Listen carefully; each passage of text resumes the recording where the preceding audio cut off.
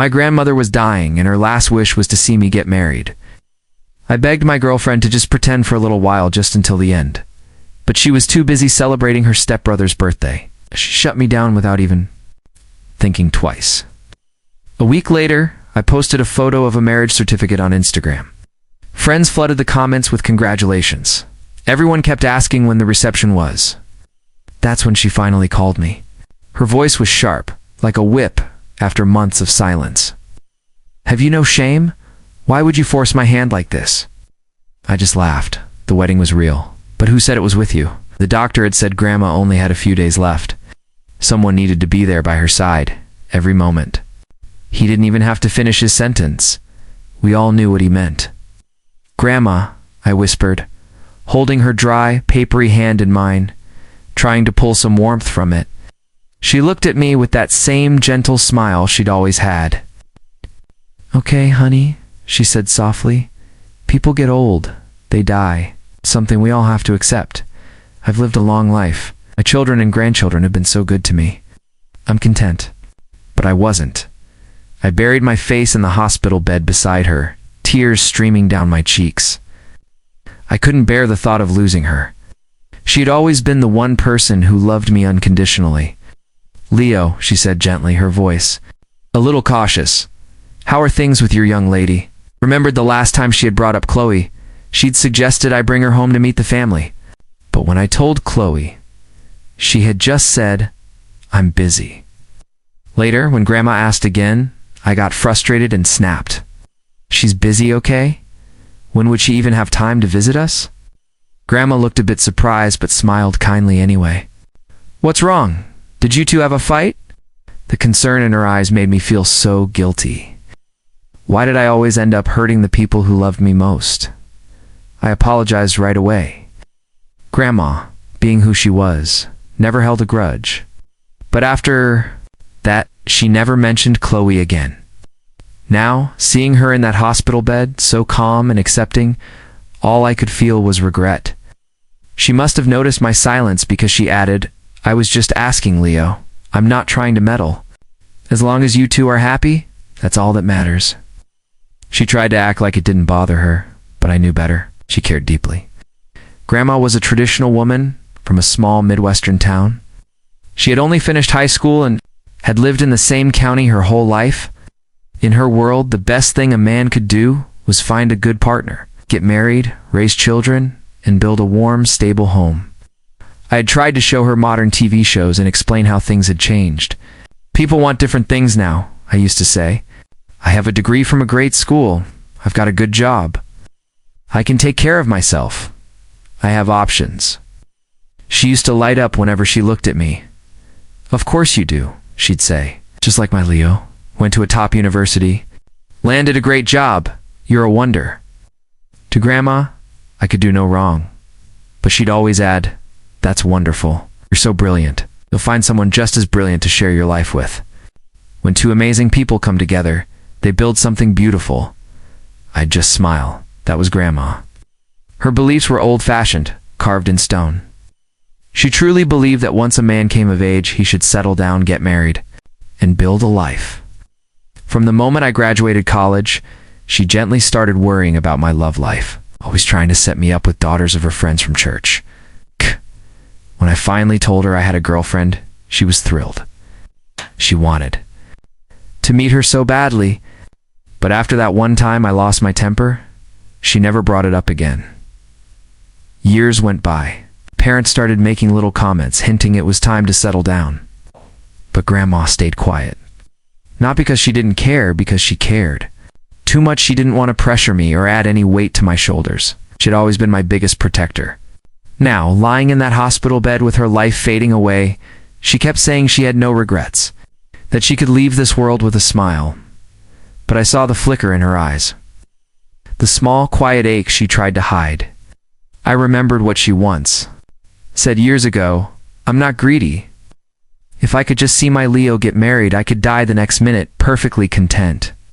She hadn't said anything like that in a long time, not because she stopped feeling it, but because she didn't want to put more stress on me. How could I let her pass without that one final wish? That evening, my mom came to the hospital carrying a thermos of homemade soup. After feeding Grandma, she turned to me and said, "Go home, eat something real, and get some sleep. You haven't been resting. The circles under your eyes are terrible. Your dad will stay with her tonight. We'll call you if anything changes." Outside the hospital, I tried calling Chloe. No answer. I called her assistant. She said Chloe had already left the office hours ago. I opened Instagram. The first post on my feed was from Ryan, a picture of him with Chloe. Captioned, "Another year, and you're still right here by my side." The best, of course. It was Ryan's birthday. I zoomed in. There was a cake, flowers, and a cascade of balloons. In the background, I saw the familiar logo of that private club on the Gold Coast, Chloe's favorite spot. As I drove there, my mind was all over the place. I didn't know what I was walking into, but I had to go. I had to try.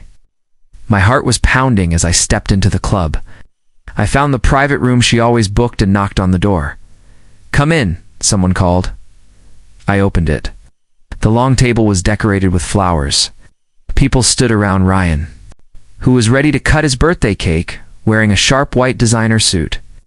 And right beside him was Chloe, her arm wrapped around his waist. Her smile vanished the moment she saw me. "What are you doing here?" she asked, visibly annoyed. Ryan gently patted her arm. "Chloe, be nice. How can you talk to Leo like that?" Then he turned to me with a smile. "My fault, man. Should've invited you. Chloe said you were dealing with a family emergency," Ryan said when he saw me. "Figured you wouldn't make it." Then he led me over to where she stood. "Be nicer to your boyfriend," he teased. "You'll scare him off with that attitude." Chloe didn't respond. Didn't even look at me. I took a slow breath. "Can we talk outside for a minute? I need to ask you something." "Whatever it is, just say it here," she said flatly. "Everyone here is a friend." It was obvious I had ruined her mood. She looked uncomfortable, like my presence physically pained her. Round as her friends tried not to stare, but I could feel the weight of their eyes. "Chloe," I said, trying to keep my voice steady, "marry me." She blinked as if trying to process the words. Then her face shifted, twisted with confusion and irritation. "What did you just say?" "Let's get married," I said again. "Tomorrow?" The room went still. "Oh, it's not April Fool's Day," she said, cold as ice. Ryan gave a nervous laugh. "Leo, man, have you been drinking?" "I'm sober," I replied. "This is real." Ryan's smile vanished. "Leo, it's my birthday," he snapped. "We're drama somewhere else." Whispers spread like wildfire across the room. Oh my God. He just proposed to Chloe. Does he seriously think he can marry into the Sterling family? She's just playing with him. He's totally delusional. His dad owns some tiny security firm. Their judgment was suffocating. Chloe didn't hold back either. "What the hell is wrong with you?" she snapped. "If you're having some kind of meltdown, get the hell out." Her words hit like a slap. I swallowed the wave of humiliation. "I asked to talk outside," I said quietly. "You're the one who made this public. And if this stunt is what you're reacting to, then fine." "No, you can say no. I'll leave." My hands curled into fists so tightly that my nails dug into my palms. "Chloe, I'm not trying to pressure you," I said, struggling to keep my voice calm. "My grandmother. Oh. She only has a few days left. I don't want her to die with regrets. Want her to see me married before she goes." Chloe looked at me like I was crazy. Her voice sliced through me. "Grr. You even hearing yourself?" She didn't believe me. "None of them did? A dying grandma? Really? No? You're using that to pressure someone into marrying you? That's a new low." If that line actually worked, someone muttered, "Chloe would have been married a dozen times by now." "Chloe," I said, my voice cracking. "I'm not lying. You can come see Hershey's at enough." She cut me off, eye-sharp voice final. "I don't have time to watch you perform," she said coldly. "I told you before, I don't believe in marriage. Said you were fine with that. Now you're trying to go back on your word. So that's a no?" Asked quietly. "You won't marry me?" "No," she said, firm, unshakable. I nodded. "Okay," I whispered. "I understand." I turned around and walked out. Out of the club. Out of her life. The night air hit me like a wave. I walked along the sidewalk numb, one slow step at a time. The world around me blurred into gray, colorless, meaningless. Everything felt distant, like I wasn't really there. Just this cold emptiness spreading inside me, growing heavier by the second. Then my phone rang. I picked it up without thinking. Chloe's voice came through, sharp and dismissive as always. "Leo, I know this is about Ryan. You're jealous. That's all. That's why you pulled that ridiculous stunt tonight. But Ryan, he's a bigger person. Says he won't hold it against you. If you come back now and apologize." I said nothing. I just hung up. Then a drop of cold rain hit my cheek. I looked up. It had started to rain. My legs gave out beneath me. I sank to the ground, letting the rain soak through my clothes, not even caring. Then the rain stopped, or at least it stopped falling on me. I looked up. A black umbrella hovered above my head. I followed the hand holding it up the sleeve, past the shoulder, to a face. A beautiful face. "Thanks," I mumbled, sniffling. "But don't worry about me, you should go." But the person just smiled. Soft, warm expression, gentle, like the surface of a still lake. And something about it stirred something inside me. I finally get to see little Leo Morgan cry. She said, teasing that voice. I stared at her, confused. Then her elegant features started to click into place, lighting up memories I hadn't touched in years. Moments later, it hit me like a wave. "Your jet?" I gasped. She laughed softly. "You haven't forgotten me, Leo. I'm so glad." "Ava Chen," I whispered. "My childhood best friend. Right here." After all this time, in that moment, all my pain, all the heartbreak, it just melted away. I smiled for the first time, in what felt like forever.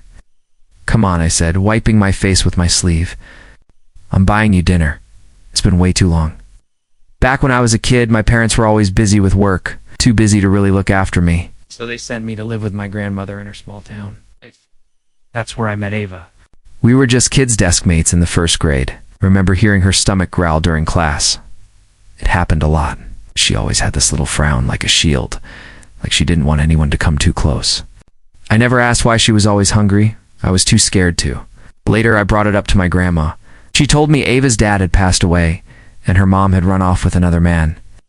"She's a poor, unfortunate child," Grandma had said, her voice soft with sadness. "It's passed around from one relative to another.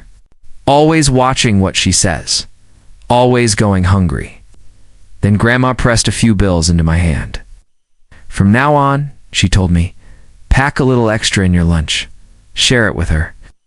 At first, I tried to be subtle. I'd offer her pretzels or fruit snacks or chips and say, "I'm too full. Can you help me finish these?" She'd scowl and shake her head, fuse every time. So one day I stood up and theatrically tossed 2 perfectly good dinner rolls into the trash right in front of her. She jumped up like something had snapped inside her, darted toward the bin, and snatched the rolls out like they were treasure. She spun around to face me, eyes blazing. "How could you waste food?" she snapped, like I'd committed the worst crime imaginable. I shrugged. "I can't eat it all? It'll just go bad." "Are you sure you can't eat it?" she asked, eyeing me skeptically. "Positive," I said. "My grandma packs me this huge lunch every day. I'm not a pig. There's no way I can finish all of it," said before. "You weren't offering me food because you pitied me?" "Of course not," I said firmly, my voice full of conviction. She paused.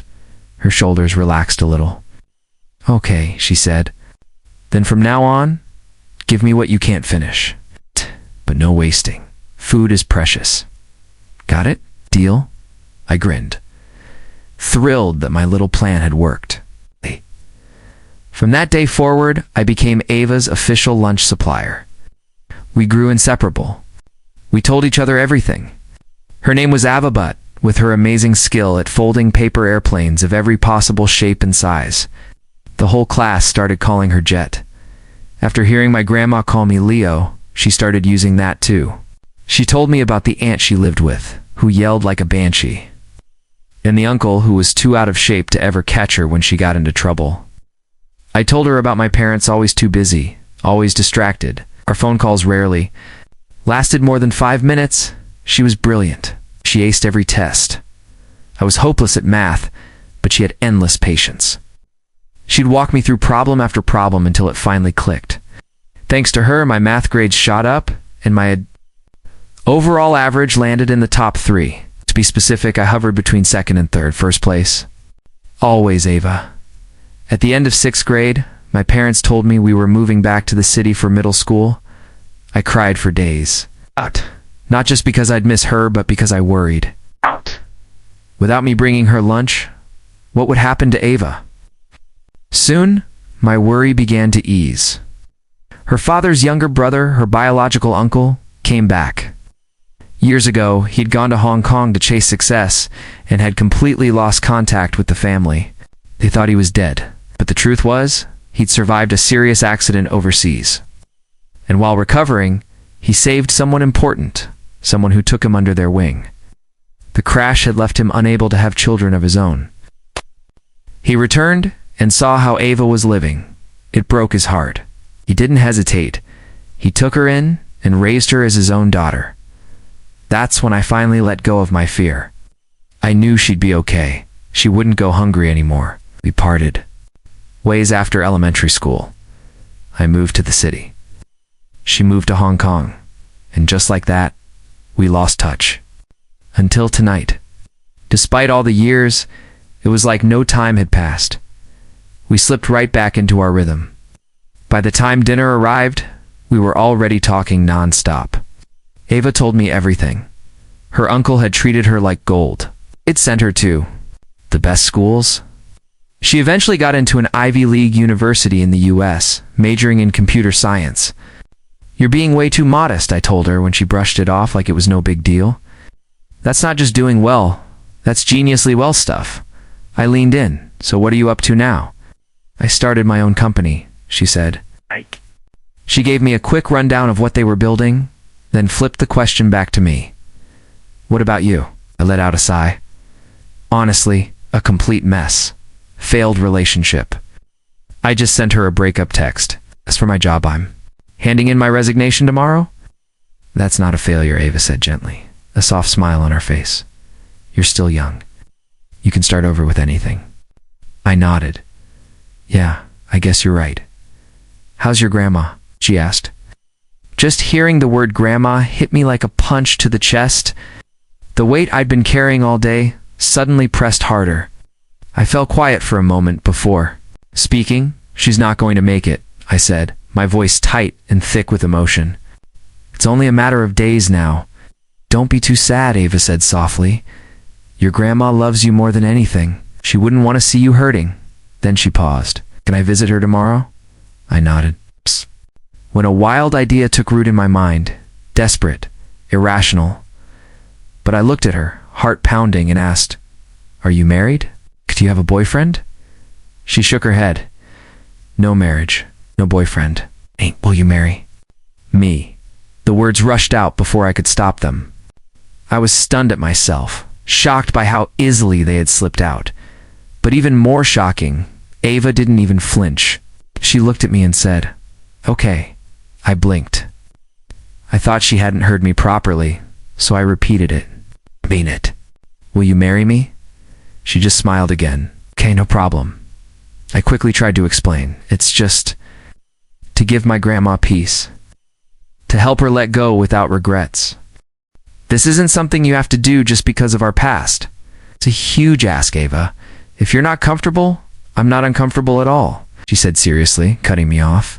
"I'm doing this willingly, if it weren't. For your grandma's food back then, I might have starved. Let me do this. I've carried this feeling for years, like I owe her a kindness I never got to repay." I looked at her for a long moment, then slowly nodded. "Okay, we can end it whenever you want. The moment you say the word, we'll get a divorce." "So, when do we get the license?" she asked. "There's no need for a wedding," I said, "but the certificate." "Tomorrow." She nodded. After dinner, Ava offered to drive me home. On the way, I couldn't stop thinking about how strange and beautiful it was, this meeting like this, in a city so massive. "What are the odds?" I said aloud. She smiled. "It means we were meant to find each other." I couldn't agree more. Our story had started long ago, when we were just 7 years old. While she drove, my phone started buzzing nonstop. Ever since I'd sent that breakup text to Chloe, she'd been calling repeatedly. I didn't answer. Ava glanced at the phone, raising an eyebrow, curious. I picked it up, blocked Chloe's number, and shut it off completely. The past is the past, I said. People and things that belong there won't have a place in my future. The rest of the ride, Ava hummed softly, a little tune I didn't recognize. She seemed happy. It's the next morning. I had just gotten out of bed when my phone rang. It was Ava. "Let's go," she said cheerfully. "Time to get married." When I opened my front door, there she was already standing there, smiling brightly. I laughed. "It's only 6:30. City Hall doesn't open until 8. Breakfast first, then." She grinned and winked. After breakfast, we got to City Hall at exactly 7:50 a.m.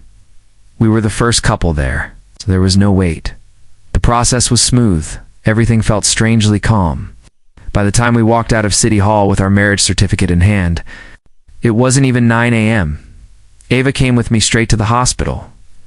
"Grandma," I said, sitting by her bed. "Do you remember her?" "Jet. Ava Chen, from our old village. The poor girl who used to come over sometimes." Grandma's eyes, clouded with age, searched her memory for a moment, then they lit up. "Oh, I remember. Leo's desk mate, right? Came over for dinner once. After you ate, you washed the dishes and cleaned the whole house. You even wiped down the windows." Ava smiled, slightly embarrassed. "Your memory is amazing, Grandma. And you. I remember you went to Hong Kong with your uncle," Grandma added. "That car he drove back to the village people said it was worth over $100,000. Has he treated you well?" "Yes, he's been very good to me," Ava replied warmly. Grandma smiled again. "That's good. It's very good." "Grandma," I said gently, hesitating, "there's something I haven't told you. The truth is, the girlfriend I've been dating all these years, it was Ava. She was living in Hong Kong, always so busy with work. That's why she couldn't visit. Please don't be upset with her." Grandma's whole face lit up with joy. "Leo's girlfriend was you," she said, turning to Ava. "This is wonderful, really wonderful. Childhood sweethearts. You know each other inside and out. Now I can truly rest easy." "Grandma," I added, pulling out the certificate from my bag. "Ava and I, we got our license today. We're married." Grandma's hands trembled as she took the paper.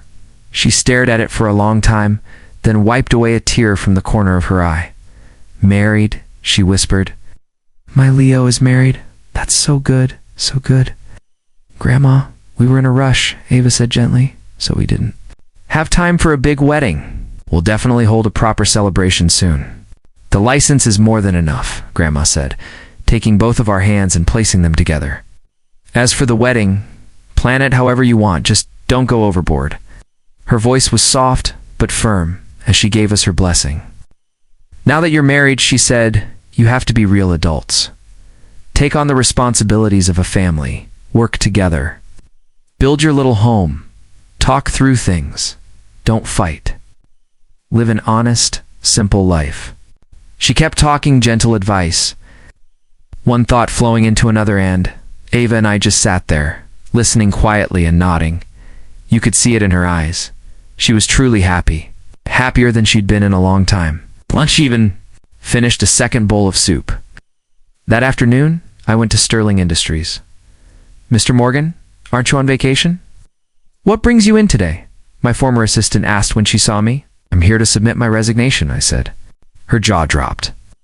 At my level, quitting wasn't simple. It required the CEO's personal approval. I walked up to Chloe's office and knocked. "What?" "Come in," she said. When she saw it was me, her face flickered with surprise, but only for a second. Then she leaned back in her chair, regaining her usual cool demeanor, her expression filled with mockery. "Well, look who's come crawling back," she said. "Here I thought you had some pride." Before I could say a word, she kept going. "I'll let it slide this time. I'll just say you were having a jealous meltdown or something. But don't let it happen again." She stood up from behind her massive desk and walked over, towering slightly above me. Sterling still sulking, still pouting like a child. She gave a short, cold laugh. Such a temper. You even had the nerve to block me, Chloe, I said. Just then, Ryan burst into the office. I heard Leo was here, he announced, overly cheerful as he looked at me. Leo, you're finally back. Everyone says you're the backbone of the design department, and it's true. Ever since you left, I've been swamped, running around like crazy. Can't even focus enough to sketch. Chloe jumped in. Don't be so hard on yourself, Ryan, she said. You're still new to the company, fresh from overseas. You're still adjusting to how things work here. The domestic market takes some getting used to. You just need more time. Ryan smiled, that same polished, charming smile. You're the only one who cuts me this much slack. Of course, Chloe replied seriously. I'm the only one who truly sees how talented you are. Then she turned her eyes back to me. Anyway, Leo, your timing's perfect. The client didn't like the design Ryan submitted. I need you to revise it and send it back by the end of the day. Sorry to trouble you again, Leo, Ryan added softly. Is everything at home okay now? Are you ready to return to work? Chloe frowned. You've taken quite a bit of time off, you know. Good thing I'm the one in charge. Anyone else would have written you up by now. I looked at both of them so in sync. It was like they'd rehearsed the whole scene together. Are you done? Asked calmly. First of all, in my 5 years with this company, I've never taken a single day of vacation. Not one. I've accumulated 20 days of paid leave. I've only used 6 of those. That means I still have 14 left. I'm on approved leave, and I haven't broken any company rules. I paused before continuing. Second, I'm not here to talk about leave. I'm here to resign. The smug look on Chloe's face vanished, replaced by clear irritation. Leo, there's a limit to how far you can take these tantrums. This isn't a tantrum, I said, keeping my tone steady. I'm resigning, and just so we're clear, the breakup was real too. Ryan jumped in with his usual fake gentle voice. Leo, couples argue and disagree. It doesn't mean you should toss around words like breakup. It's hurtful. That's exactly why I didn't say it lightly, I said, my voice firm. Chloe's face tightened. The lines on her forehead. Deepanshay was clearly losing her temper. I'm giving you one last chance, she warned. Take back what you just said. I'm not taking anything back.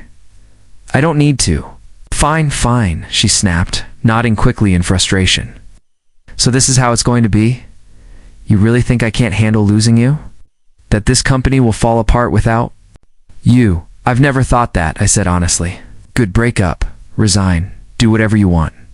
She spun around, grabbed a pen from her desk, and angrily scrawled her signature across my resignation letter. You don't need to stick around for the next month either. Clear out your desk today. The company will pay every cent it owes, you including. Severance, I nodded. Even better. With that, I turned and walked out of the office. Just as I reached the door, I heard something heavy crash to the floor behind me. I didn't look back. Outside, standing on the sidewalk in front of the Sterling Industries tower, I glanced up at the gleaming glass and steel structure.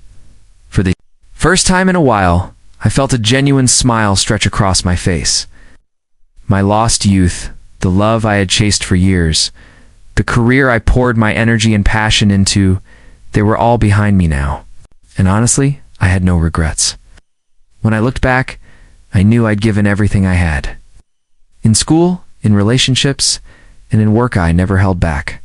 Academically, I fought hard to get into the university and major I dreamed of. I achieved that. And I was proud of it. Professionally, even though I was walking away now, those years of hard work had sharpened my skills. I grew not just in my job, but in my ability to handle pressure, deal with people, and navigate messy situations. When it came to love, I had been brave. I'd confessed my feelings. I even got to date the person I had admired for so long. During that relationship, I tried to be the best boyfriend I could be. I cared about her life, her work. I listened. I supported her emotionally. I gave everything I could. But the relationship still didn't work out. It wasn't because I didn't. Try it was because she and the relationship itself simply weren't right for me. So I decided to let go. And in doing so, I made peace with it. I had done my best. So now, it was time to collect myself. to say a respectful goodbye to everything that had shaped me so far and step confidently into whatever came next. Letting go of Chloe completely wouldn't happen overnight. I knew that. She had lived in my heart for a long time, but I had patience. I would erase her from my life piece by piece. However long it took, I'd get there. I first met Chloe back in middle school. I had just transferred from a small town to the big city. During English class, I answered a question, and my thick Midwestern accent made the entire class laugh out loud. Even after class, a few students kept mocking my pronunciation and throwing in little jabs. Then, Chloe, who sat behind me, suddenly tossed her book. It whizzed past the forehead of the boy who had been teasing me. "You've had 6 more years of proper English lessons than him," she said coldly. "And you still sound like an idiot. Does that make you feel better about yourself?" Her voice was ice. The guy went silent instantly. And strangely enough, after that day, no one ever made fun of my accent again, not to my face anyway. Chloe must have held some serious weight in class. That single act of standing up for me stuck. From then on, I started noticing the girl who sat behind me, quietly from a distance. And the more I watched, the harder I fell. Back then, to me, she was in a league of her own.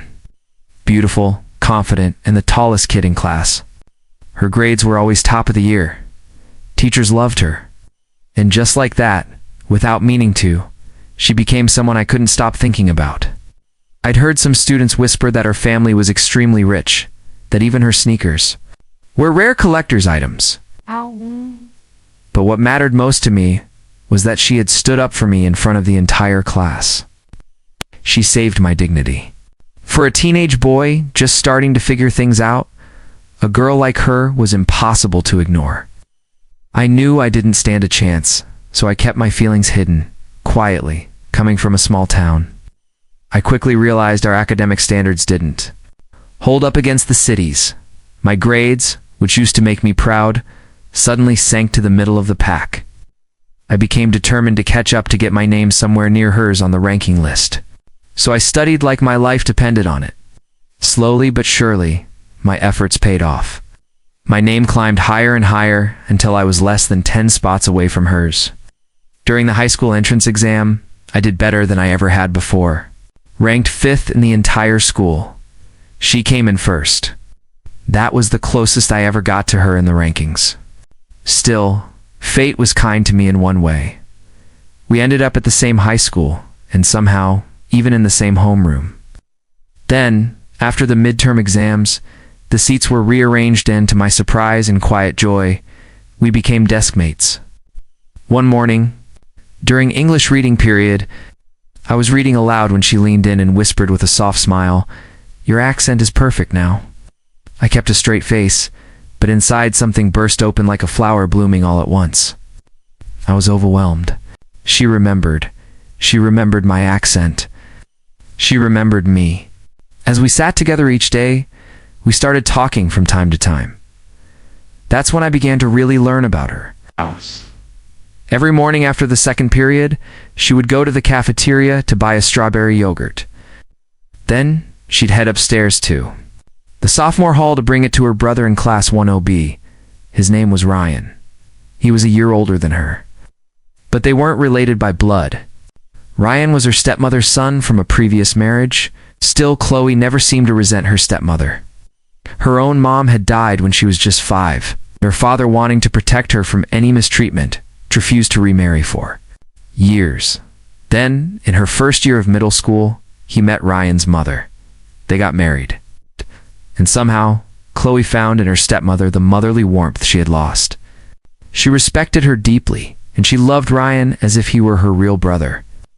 She cared about him, looked after him, even protected him fiercely. I gathered all of this slowly from small things she let slip in conversation. That's when I understood why she had stood up for me back in middle school. Ryan had also transferred from a small town, and he'd been teased cruelly for his accent. One day, she'd found him crying in his room over it. So when she saw the same thing happening to me, she saw Ryan, and her anger took over. She didn't hesitate to step in and defend me. Knowing this hurt for a while. It meant she hadn't done it for me. Not really. But I got over it. I was already too far gone. Loving her had become second nature, something I didn't even try to stop anymore. Somewhere along the way, I found out which university she hoped to get into. That became my one and only goal. I worked like mad to get there, and somehow I did. But once we got to college, we didn't talk much anymore. Just kept watching her from a distance. Everything changed the night of a party held for students from our hometown. She drank too much that night. Way too much. And then she started crying, sobbing like her heart was breaking. She kept saying that she could probably never be with the person she loved. She kept repeating a name through her tears, and that's when I realized the person she loved was her stepbrother, Ryan. I also found out that Ryan had left for Europe just a few days earlier to get away from their complicated relationship. On the way back to her dorm, she cried the whole walk. Her voice, choked with pain, kept breaking. "Why did he have to leave?" she murmured.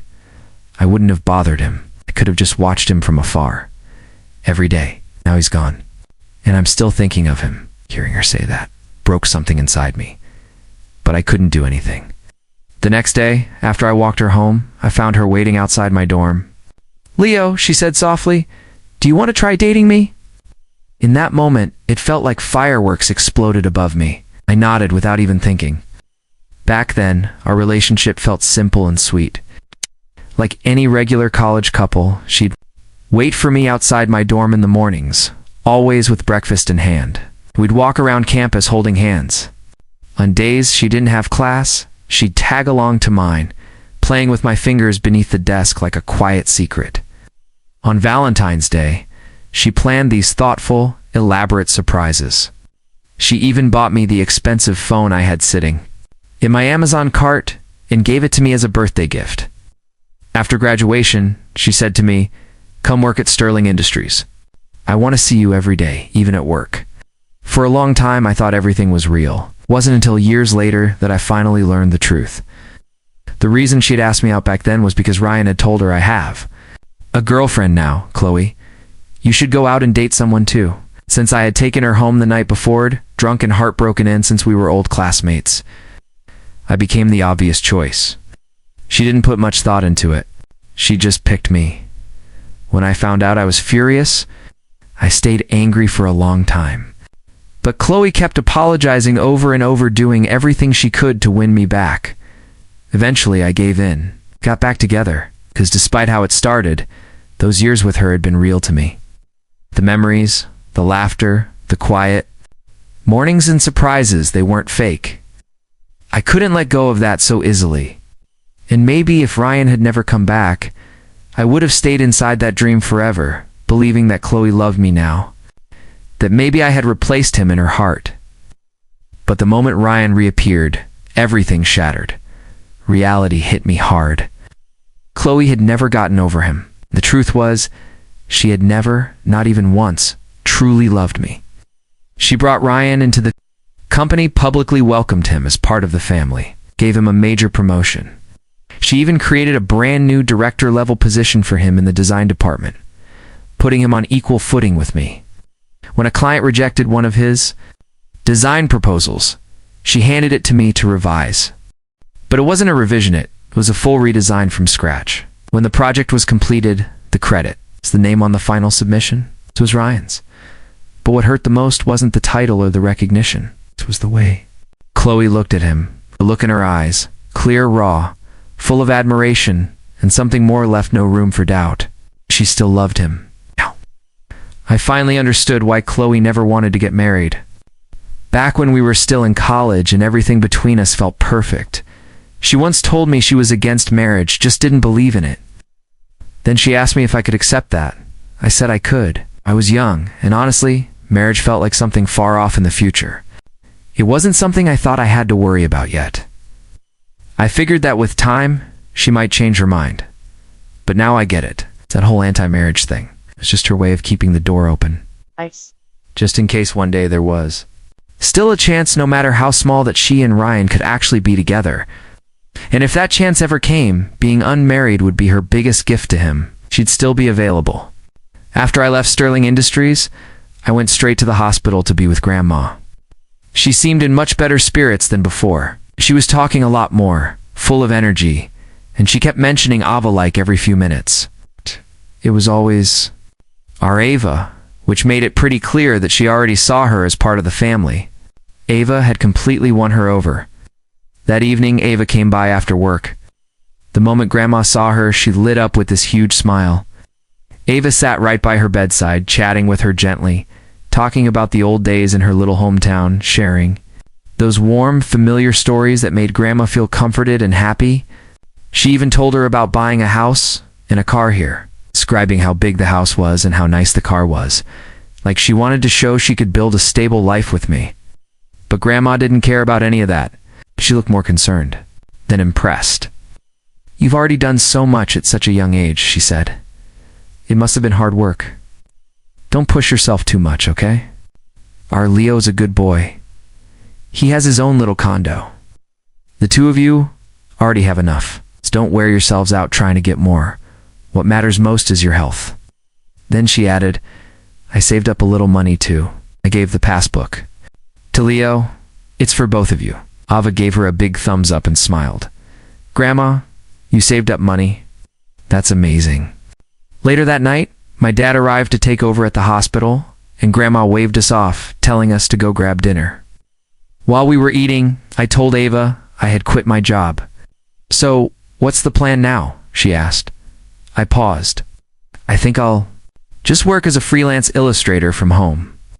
I'm not really in the mood to go back into corporate life again." I showed her my social media pages, and her eyes widened. "You have this many followers?" I said, laughing. "They built up over the years. I started posting my drawings back in college. I guess people just liked them." She nodded. "With a following like that, you can definitely make it work as a freelancer." Then she asked, "By the way, what did you tell your parents about us getting married?" I smiled. "The same thing I told my grandma. They already knew I'd been in a relationship for a few years, but they never met my girlfriend. So I told them it was you all along. That you lived in Hong Kong, and we just never found the right time for them to meet you." Well, they weren't mad that I ran off and married their son without even meeting them first? She asked. "Why would they be?" I said, "They know I only did it to bring Grandma peace of mind. Honestly, they just kept saying how incredible you are. That you were willing to do something this big for someone you barely knew just to make my grandma happy." Right as I was saying that, my phone started ringing. It was an unknown number. I picked up the call, and Chloe's voice came through sharp, demanding, and entitled. "Where did you buy that stomach medicine you used to get me?" I didn't even respond. I hung up right away and texted her assistant the address of the pharmacy. Then the phone rang again, another unknown number. I sighed, ready to just shut it off. "Wait," Ava said with a quiet smile. "I have an idea, something that might finally stop her from bothering you." "Oh yeah, what is it?" "Go public," she said simply, her tone calm and certain. 2 minutes later, I posted a photo on Instagram, a clear shot of our marriage certificate with just one caption, "Married." The comment section exploded instantly. Question marks, shocked emojis, a flood of reactions. That night, when I got back to my apartment, I found someone waiting outside. She was tall and slim, leaning against the wall next to my door. "What's with that picture?" Chloe asked. Her face was unreadable, completely blank. "It's pretty straightforward," I said. "I got married." Her eyes narrowed, and a trace of annoyance flickered across her face. "You think? This is funny. There's a limit to how far a joke should go." I stayed calm and answered, "I already told you the doctor said my grandma only had a few days left. I didn't want her to leave with regrets. That's why I got married." Chloe looked down. Her face was hidden in the dim light, making it hard to read her expression. She was quiet for a long moment. Then, barely above a whisper, her voice shook. "So, the marriage is fake? That certificate's fake, right?" I shook my head slowly.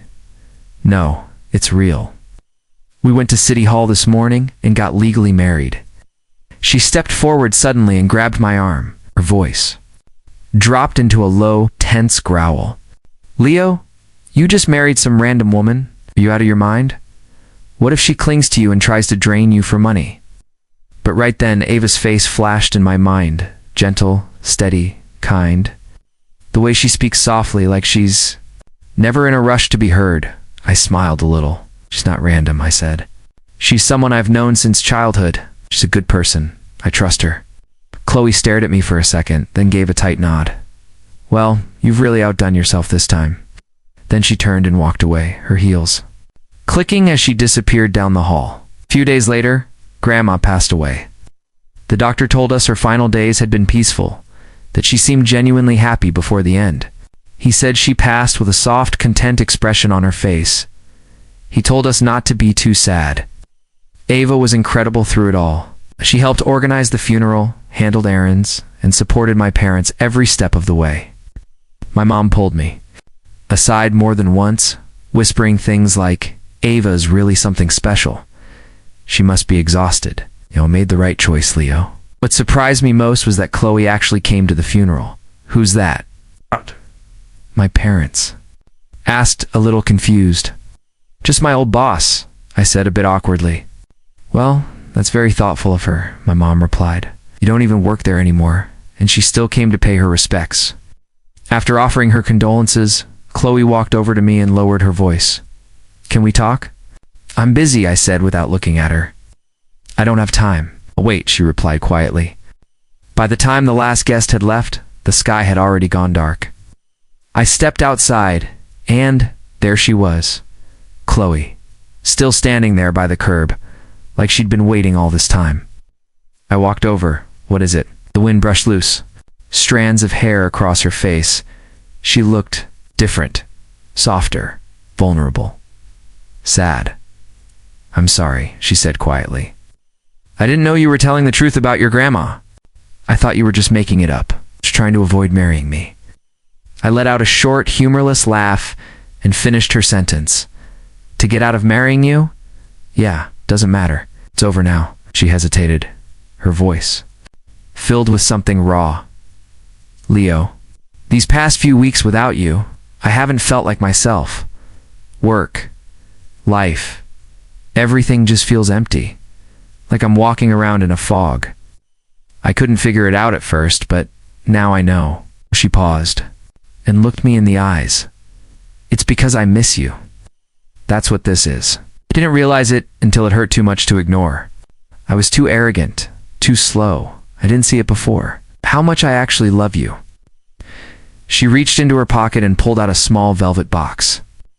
Opened it. Inside, a diamond ring shimmered under the streetlight. Leo, she whispered, holding it out to me, marry me. For a second, I just stared. The whole thing felt surreal. Chloe, I'm already married. Then divorce her, she said quickly. Come back to me. I stared at her, stunned. Weren't you the one who didn't even believe in marriage? I didn't, she admitted. But for you, I'd throw all that away. You want marriage? Fine, I'll marry you. I'll give you the biggest, most beautiful wedding. Tell the whole world you're my husband. I shook my head slowly. There's no need. I don't want to marry you anymore. And today is my grandmother's funeral. This isn't the time or the place for any of this, she suddenly grabbed my sleeve, desperation in her eyes. I can give you everything, Leo. Anything you want. A life people dream about. That woman, your so-called childhood friend, what can she offer you? Before I could say anything, another voice answered. How my husband and I live is none of your concern, Miss Sterling. Ava's voice rang out clear and steady, walked up beside me, standing calmly at my side. And who exactly are you? Chloe demanded, eyes blazing. The one who signed that marriage certificate with Leo, Ava replied. His legal wife. The woman who's going to take care of him for the rest of his life. Chloe scoffed, a bitter smile twisting her lips. You? She snapped, her voice rising. How could you possibly take care of him? What kind of life can you give? Ava didn't flinch. She met Chloe's glare with a quiet smile. Softly, we may not have Sterling Industries behind us, but FlightPath AI is doing pretty well for itself. Unless Leo suddenly decides he wants to live on the moon, I think I can manage anything he might need. Chloe's eyes narrowed. Flightpath AI. Wait, her brows pulled together. Recognition clicked. Yuravichin, the CEO of Flightpath AI. The one and only, Ava said smoothly. And I'd really appreciate it if you'd stay away from my husband. He doesn't want to see you. Chloe turned to me, her face twisted with disbelief like I'd betrayed her in a way she didn't know how to process. I leaned gently against Ava's shoulder, meeting Chloe's gaze without flinching. What my wife said? I told her. Chloe laughed empty. Broken Ann turned away. Her steps were slow, like she was walking through water, her whole body heavy with defeat. Once she was gone, Ava turned to me, her voice light again. So, how'd I do? She teased. I didn't answer. I just stared at her for a long moment. She started to fidget. Say something. You're making me nervous. Explain Flightpath AI, I said quietly. It wasn't just curiosity. The name had hit me hard like I'd heard it before. It sounded too familiar to ignore. Flightpath AI wasn't just a company, it was a powerhouse, a rising giant in the tech world. A leader in artificial intelligence, named people in the industry took seriously. And it was the same small startup Ava had mentioned to me once in passing, almost like it wasn't worth bragging about. She looked down at her feet, her eyes filled with guilt. Her voice was barely a whisper. Well, you never asked what my company was called, so I never mentioned it. I looked at her gently, but I didn't let it slide. Not the name. It comes from us, doesn't it? She hesitated. For a moment, then gave a small nod. Yes, it does. I paused, thinking back. As I remember, Flightpath started as a small studio. Yeah, years ago we hadn't seen each other in ages. Suddenly. Ava lifted her head. Her expression wavered, caught between defiance and surrender. It's true, she said. I've always loved you. From the moment I left for Hong Kong, you stayed with me, burned into my memory. I decided then when I grew up I'd come back and find you. I stepped closer, gently tilting her chin up with my fingers. What else have you been hiding from me? She blushed, a deep and beautiful red, and then the truth began to pour out. She told me everything, how she had never forgotten me. The memory of me didn't fade over time, it only grew stronger. What began as a childhood crush had turned into something much deeper, something unshakable, a love she carried like breath. Before she left for college in the States, she begged her uncle to let her return to our hometown just once. She did go back. But by then, my grandma had already moved to the city. No one knew our new address. She had just 3 days, and left for Hong Kong empty-handed. Later, during graduate school in America, she started her own workshop. She named it Flightpath, a tribute to me, to us, and to the nickname we used to laugh about, Jet. Life was hectic. Between her studies and building the company, she barely had time to breathe. But when she finally could, she returned quietly. She found my address, and found me, with someone else. She saw the way I looked at Chloe with affection, with love. So she went back to the US heartbroken. She told herself she'd forget me. She couldn't. The more she tried to move on, the stronger her feelings grew. When the time finally felt right, she moved Flightpath's headquarters to the mainland, to the very city I lived in. Not to interfere, just to be near me, from a distance. Whenever she had a free moment, she'd drive and park across from my office. She'd sit in her car and watch me walk out, watch me with Chloe. And as long as I looked happy, she'd quietly drive away. But lately, she noticed something different. I didn't look happy anymore. I was always leaving alone. Chloe wasn't by my side. Instead, Chloe was with someone else, laughing, dining, looking at another man like he was her whole world. And then came that night. The night I stood in the rain, heartbroken, crying on the sidewalk. She ran to me. She held an umbrella over my head. After hearing everything she just told me, I couldn't speak. I stood there, frozen, silent. Then I broke. I covered my eyes and cried. I cried for everything I didn't know, for everything she had carried alone. That someone could love me like that. So silently, so completely. It overwhelmed me. I told her I wasn't sure I deserved that kind of love. Ava reached up and gently wiped the tears from my face with her thumb. "You are worthy," she whispered. "My Leo is worthy of the best love in the world." After that, Chloe tried to contact me again and again. I blocked her on every number, every platform, but she didn't stop. She started writing me emails. One day, by accident, I opened my inbox, and there they were.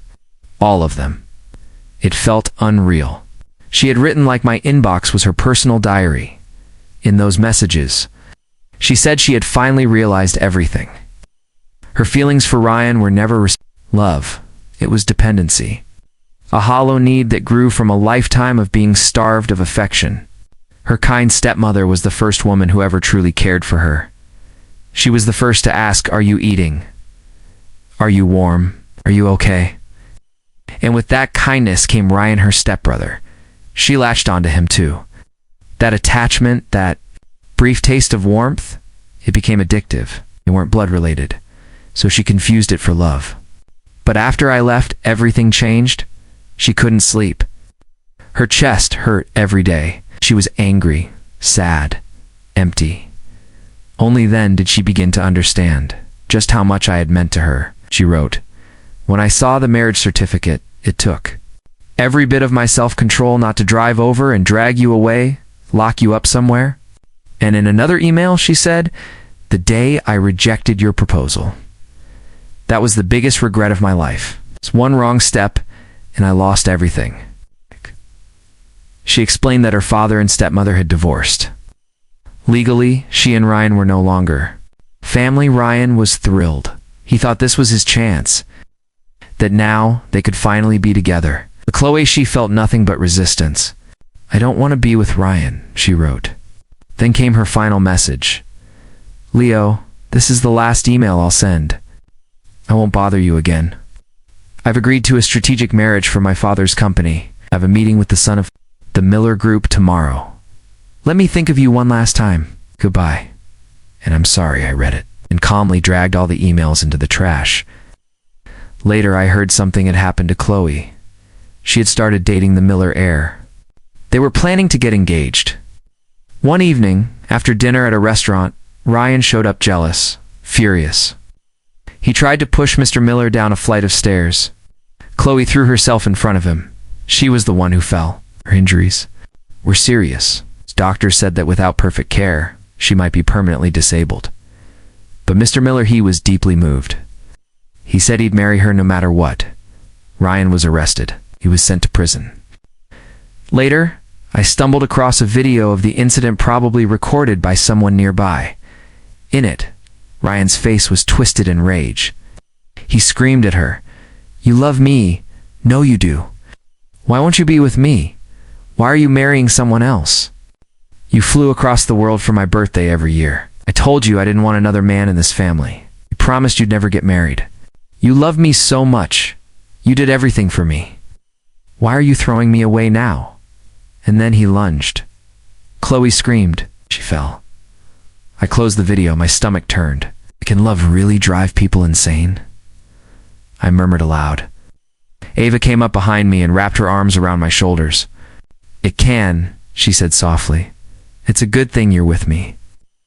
Otherwise, I might have gone mad with longing for you one day." I frowned. "Are you really that extreme?" She gave a gentle smile. "Don't worry," she said. "If I ever lost, I wouldn't hurt anyone else. I'd only hurt myself." "Don't say that," I said, cupping her face in my hands. "You're not allowed to hurt yourself," I whispered, "because that would break my heart."